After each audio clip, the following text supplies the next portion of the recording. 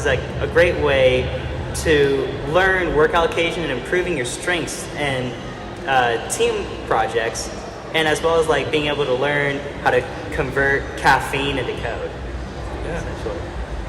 So this is a picture of the developing environment that we had. So we had Android Studio set up, and what was really cool about this event is that we had 4 freshmen, and we're all working together, and a lot of times we're picking up new technologies. So for some of you, let's say mobile game developers out there, we used libgdx, which is like a really cool library, and like for this event, like I picked this stuff up. So like what's really cool is like we use CryoNet for like our wireless communications. We used, let's see, tiled map editor, and we used the Box 2D physics engine. A lot of things that maybe we've dabbled with once or twice, but this event we were like, okay, we're just gonna put these things together, and that's like what's really beautiful about a hackathon.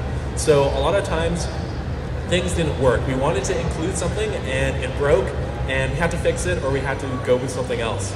So the coding was a lot of fun, and the thing about it is it was really collaborative, and we had lots of different people working on different things. At the end of the day, we really didn't have a lot of sleep, but we created like many lines of code. Perhaps it wasn't as performant as it could have been, but it was a really good experience, and it's definitely something that like we are proud of, and like we can put on our portfolio, and we can like talk to you guys about it. So yeah. So at the end of hackathons, there's typically like a demo day, and these demo days are wonderful because they allow students to showcase their ideas and projects at the end of the day. And so during Quack Hack, you would see tables filled with 3D printed interactive game boards. There's a table where a team was showcasing VR, and for our table, we just had like a projector and a laptop. But unlike other tables, we didn't have a line for people to join our demo. So what we did was we would have people that wanted to play our game just install our app, and they just hop right in. And it was great because it was like, it was fun to play this game with a ton of other people. And at one point, I think we had around 8 people playing at the same time. And it definitely got a lot of attention from kids as well. And so everyone who checked out the demos were having fun, and they saw many cool and inspiring projects. Yeah. So this is a picture, a screenshot that we have of the game. So throughout the development process, this game did not look anything like this. At first, we wanted to have like a completely different system where it was, I guess, a little bit more similar to like Mario. So you'd have like a platformer game where you'd be able to move, let's say, back and forth, or just forward, and then you'd be able to jump when you wanted to. Unfortunately, at, let's say, I think like 1 a.m., like the night before the game was supposed to be shipping, like when we were supposed to present it, nothing really worked. We had really bad problems with Box 2D.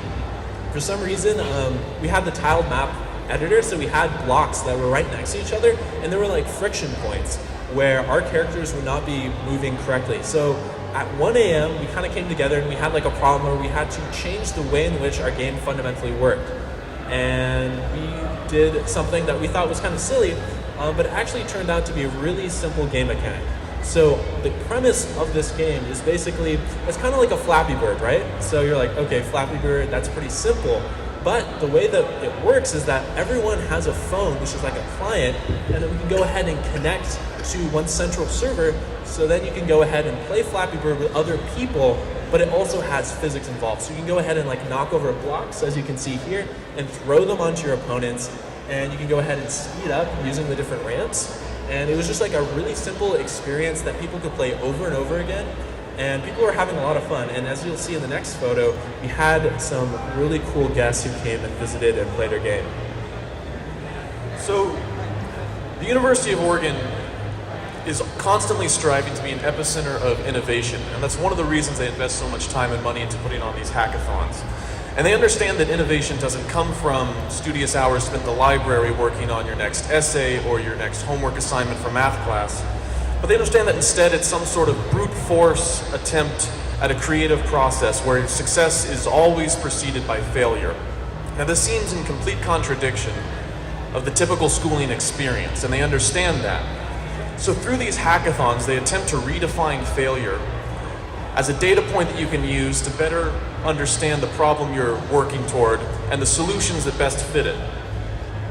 And so that's the main reason that they try to put on hackathons here, is an attempt to redefine failure, not as an end to what you're doing, but as just another step in the natural progression towards some success. But they also understand that in order to continue and cultivate a culture of innovation and creativity, you have to raise the next generation of innovators and creatives. And so one of the great things about hackathons is that you can bring together industry leaders, college students, high school students, middle schoolers, all together and work together on a lot of problems. One of the great things in Eugene is a hackathon called Hack for a Cause. Hack for a Cause brings together community members of all ages to form hackathon teams that try to solve problems that local nonprofits have.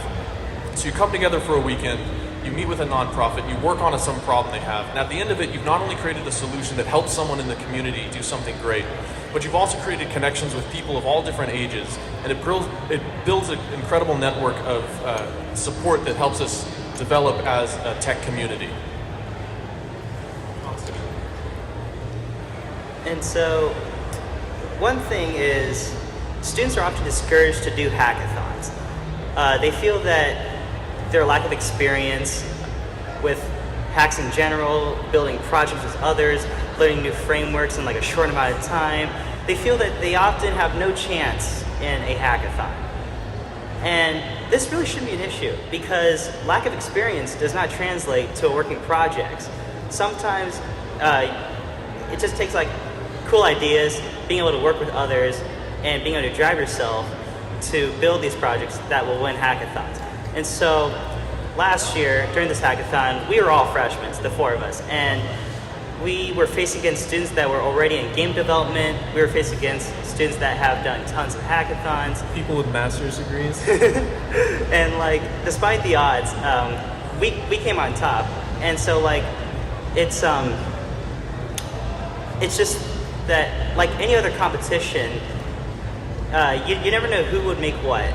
And students shouldn't be discouraged from hackathons because as long as they are willing to work over the weekend, possibly sacrifice a bit of sleep and time to do homework and having a life, but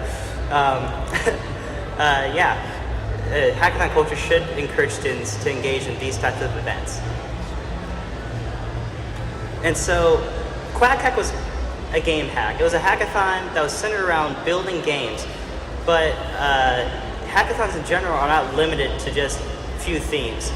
So when I went to Hack Davis over in the fall, their theme was like environment, wellness, and similar stuff like that. And then in the same season, UO had a Quack Con, which is a sports-themed hackathon. And in this hackathon, there were really cool projects that revolved around analytical studies about athletes, getting fan engagement. And it was really cool because some of these projects actually became legit. People actually continued on with these projects and they got working products that sold for money. It was really cool stuff. And like the event was inspired by the success of Quack Hack, and we hope that this would inspire other events to take place in Oregon. Yeah, so like Howard said, this was a sports tech hackathon. And the thing about it is it has so many different applications. There are the applications for the actual athletes themselves. How can you better the lives of athletes and perhaps help them perform better in their day-to-day lives or on the field? But then there's the other side of it where it's like, how can you increase fan engagement, or how can you make fans more connected to the sports themselves? And that's what my team worked on. So this is a picture, that's actually Ashton Eaton right there, using an Oculus Rift and something that is taped onto the front of it. So basically what my team worked on is we were trying to think of the sports experience differently. So you're able to like see screens, you could use Amazon Alexa to like put on Twitter feeds onto the ceiling. But one of the cool things that we did is if you see on the front of there, that is a leap motion sensor. What that does is it actually tracks your hands. So in this virtual world, Ashton Eaton's right there, he actually can see his hands, right? So we thought we'd put in a little Easter egg and we put in a giant inflatable husky. So as University of Oregon folk, we're not too kind to the husky. So Ashton Eaton actually tried punching the in-game husky, which did work, but he also punched the table. That was pretty sick. So that's a memory that I'll keep forever. And like that helped lead to me being here. So it just shows that like hackathons can create awesome experiences and memories, and then they can just lead to more and more things into the future. And like if this is the type of stuff that we're building now, just think about like the types of things that we're going to be building once we go off into industry and we're actually creating stuff for real firms, or perhaps creating our own companies ourselves. So at that same hackathon this past fall, my team developed a product called Blipit. It's LED Wi-Fi enabled gloves so that you can make a super bright O, because at the University of Oregon you throw your O. And what's really cool about this product is we were actually approached by the entrepreneurship program at our university, and we've been working with them to bring this product to market. So we were recently accepted into the Duck Store's incubator program, and we've been going around. I was actually just in Portland this last week at a startup competition. We've been raising capital.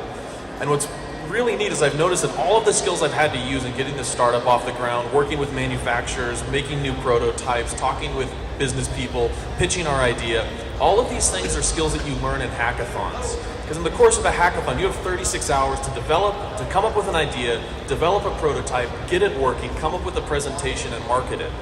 And so these skills have really helped me so much in this pursuit of bringing this to market. It's really neat to start seeing that the skills you learn in a hackathon apply directly to what you're going to do in real life and to innovating new creative solutions. So I had no idea how small Oregon's hackathon culture was until I paid a visit to Davis, California for their hackathon, Hack Davis. So at our hacks, we get around roughly 100, 200 people. But then when I walked into the gym at Davis, I saw nearly 500 people. It was huge. It was astronomical. There were people all across the United States. There were people from Asia, from Europe, and there was at least like 10 companies there: Amazon, Facebook, Google, IBM, and they were just there responsive. They also gave us some of their tech. Like IBM gave us access to their Watson algorithm, and there was a company that released like data about Davis in general. And so the nice thing about a big hackathon like this is that there's more networking. There are more projects, and some of these projects get to have more people working on them. So then they get to be much bigger, and it was just a very cool experience. But then as I walked out of the hackathon and I came back to Oregon, I wondered, why couldn't Oregon have that kind of culture here? So Oregon has a need for nerds. Oregon needs to have a bigger hackathon culture. They would benefit everyone, especially like students and employers. Students would gain a lot of experience, like I mentioned earlier, being able to network and work with others, learn a new framework. Employers get to watch and just like see cool projects that they might be willing to invest on. They might recruit students whose work they've seen firsthand. And on top of that, they get some of their stuff out there, like they sponsor, they get their name out. And then so if these hackathons get bigger, the benefits for everyone just gets much bigger. And so Oregon is full of incredible programmers and computer science talent. They shouldn't have to travel very far to get this kind of experience. And we can see the impacts of this lack of hackathon culture in the state of Oregon. So in cities like Portland and Eugene, we're having trouble filling a lot of positions. So in fact, in 2014, in the state of Oregon, there were 4,600 open programming jobs. So you'd think we'd be able to pull computer science talent from the local universities or boot camps or self-taught individuals and be able to fill those positions, but we can't. In fact, in that same year, the university system in Oregon only produced 400 computer science graduates. And many of those individuals are going to other states. They're going to the Bay Area, they're going to the Seattle area, so therefore we're really not creating the computer science talent we need here in the state. And that's going to have some really big problems in the future, especially when our innovation is so closely tied to computer science graduates, especially going into the future. So one of the big reasons that we actually need more innovators and more people in the tech industry is because of the way that the market and industries are going to be shifting in the next 10 to 20 years. Right now, a huge number of people in Oregon are employed as truck drivers in the service industry, forestry. All of these industries are going to slowly be moved to robotics and other automated systems. And these jobs are going to be shifting from people doing the manual labor to people managing and inventing machines that do this labor. So in order for our economy in Oregon to stay healthy and to stay productive and everyone to stay employed, it's really important for us to start focusing education on creating individuals who are able to innovate and think fast and adapt to the new technologies that are coming out. And so that's, again, one of the great reasons that hackathons are so important, is that they really teach and sort of help these two things of getting people into STEM, so science, technology, engineering, and mathematics, and at the same time really teaching them to be fast, adaptive, and innovative thinkers, which is going to be incredibly important for the future. And I think that many people don't really understand how important this is, because right now, like, the United States, we are creating like the companies that are pretty much dominating the world in terms of technology. But perhaps in the next 10, 20 years, the next Facebooks and the next Googles aren't being made in the United States. Right now, we're importing tons of great computer science talent around the world.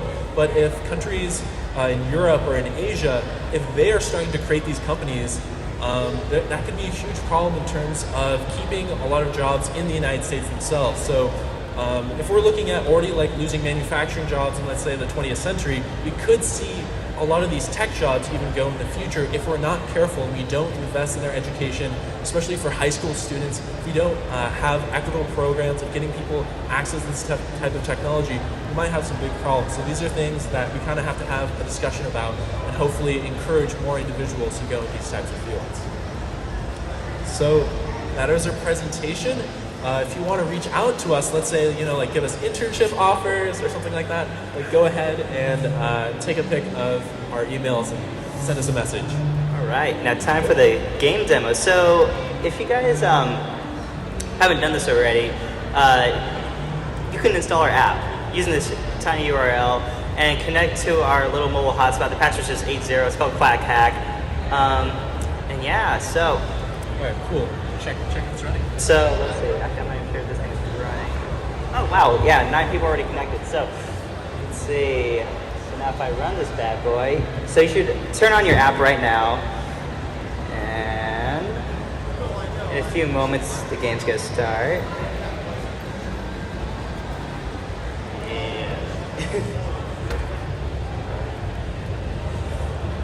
Some hot potato. See, this is awkward. 0 players are waiting. Oh wait, that's right. Hold on, I forgot. Are you connected to? I don't think so. All right, 1 sec. Here. 1 sec. Of course. So we just have to be on the same network. So we're all playing on a local network. We have, let's say, like kind of like a router with a phone, and the server is this computer. And all of you guys have clients on your phone. So cool.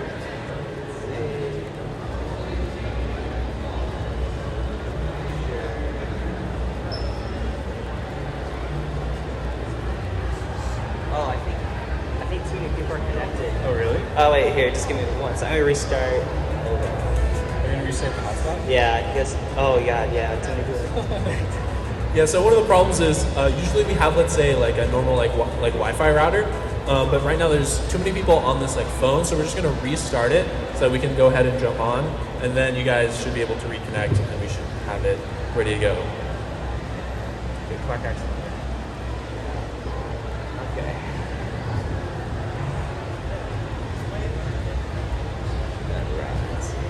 Okay, there we go.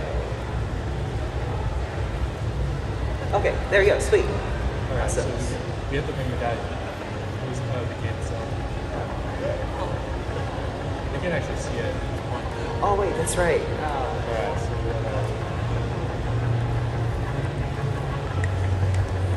we Drop it down. Which way is it? Down. Okay, good. All right. There we go. Yes. Oh, great. Okay, so finally connected. So now you can choose your character, right?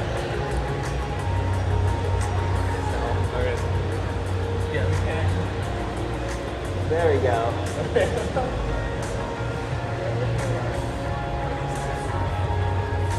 Oh, so many of you guys picked elephants. Oh no, I'm actually not connected.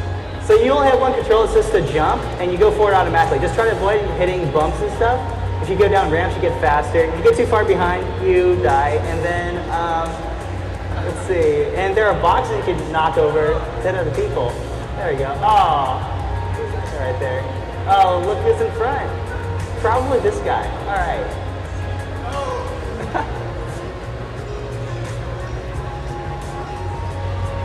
Oh wait, and he's beating me. Oh.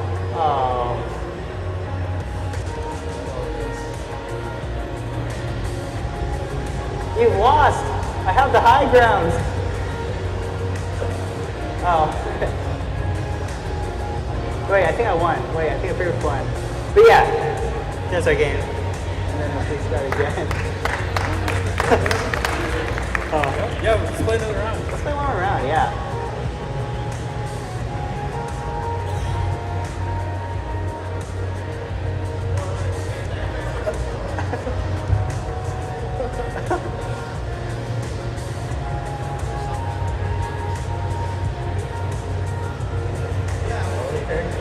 I am gonna die. I'm the red bird. I can't tell what's going on. I'm the red bird. I'm too far behind. Oh no.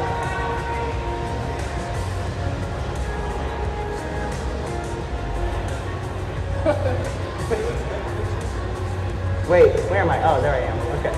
You gotta win. This is your game.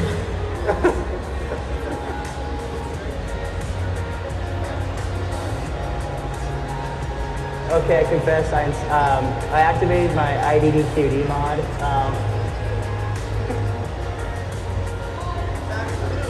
Oh!